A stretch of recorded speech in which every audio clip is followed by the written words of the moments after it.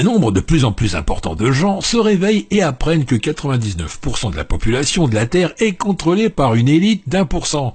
Mais saviez-vous qu'une famille, les Rothschild, règne sur tout, même sur cette élite de 1%?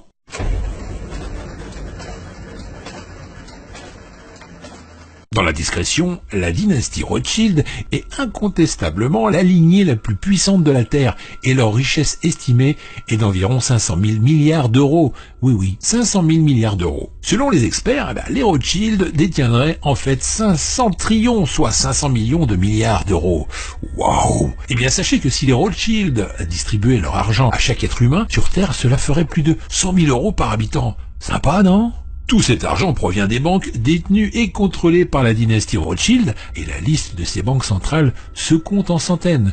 Je vous en cite les plus connues. Allez, c'est parti. Il y a la Banque d'Algérie, la Banque centrale d'Argentine, la Banque nationale de Belgique, la Banque centrale du Brésil, la Banque du Canada, la Banque populaire de Chine, la Banque nationale du Danemark, la Banque de France, la Banque d'Israël, la Banque du Japon, la Banque du Maroc et la Réserve fédérale des États-Unis. Et oui, la liste est très longue, n'est-ce pas? En l'an 2000, la dynastie Rothschild contrôle toutes les banques, sauf 7 banques centrales de ces pays. L'Afghanistan, l'Irak, le Soudan, la Libye, Cuba, la Corée du Nord et l'Iran. C'est pas une coïncidence si ces 7 pays ont connu des perturbations et des guerres dans leur pays. Par exemple, en 2001, les États-Unis envahissent l'Afghanistan. En 2003, les États-Unis envahissent l'Irak. En envahissant ces 2 pays, les Rothschild ont réussi à poser leurs mains sur la plus grosse banque du Moyen-Orient, qui est la Banque d'Irak.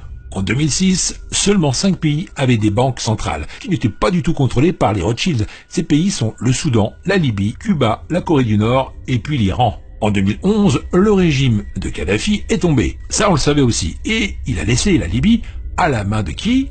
Des Rothschild, qui sont très satisfaits de la révolution libyenne qui a été approuvée et soutenue par M. Bernard-Henri Lévy. Et dans la même année, le plus grand pays d'Afrique en superficie, qui est le Soudan, se divise. Le Sud-Soudan devient un État indépendant le 9 juillet 2011 et sombre rapidement dans une nouvelle guerre intérieure cette fois. En 2013, seulement 3 pays restent debout et résistent encore à la main des Rothschild, qui sont Cuba, la Corée du Nord et l'Iran. Cuba ne va certainement pas tomber. Ce petit pays a tenu tête pendant des décennies aux États-Unis. Et Fidel Castro, le leader de la révolution cubaine, a tenu tête pendant plusieurs années aux États-Unis. Rappelez-vous, il a survécu à de multiples tentatives d'assassinat. Il a réprimé toute l'opposition politique sur l'île pour faire de Cuba un des fers de lance de la guerre froide. Le leader cubain a défié tour à tour pas moins de 11 présidents américains. Rien que ça.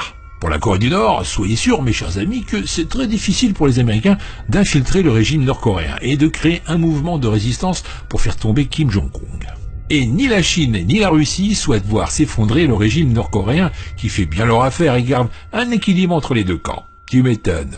En ce qui concerne l'Iran, vous le savez très bien, l'Iran est armé jusqu'aux dents. Et c'est pas dans un futur proche que l'Iran tombera, surtout avec un PIB estimé à 412,2 milliards de dollars en 2016. L'Iran est la deuxième économie de la région du Moyen-Orient et de l'Afrique du Nord, après l'Arabie Saoudite. Sa population estimée à 78,8 millions d'habitants en 2015 place également le pays au 2e rang des pays les plus peuplés du Moyen-Orient, derrière l'Égypte. L'économie iranienne repose sur le secteur gazier et pétrolier, l'agriculture et les services se caractérisent par une présence notable de l'État dans l'industrie manufacturière et les services financiers. L'Iran occupe, lui, le 2e rang mondial des pays producteurs de gaz naturel et le 4e rang pour ses réserves de pétrole prouvées. Donc c'est simple, n'attendez pas un renversement du régime iranien au futur. Voilà encore plein de contenu pour vous faire plaisir et pour vous apprendre des choses sur cette chaîne. J'espère que ça vous a plu. Partagez la vidéo avec vos amis sur Facebook, Twitter et les autres réseaux sociaux. Pour moi, je vous retrouve dans la prochaine vidéo qui s'affiche sur l'écran maintenant. À tout de suite, ou alors à bientôt. Ciao.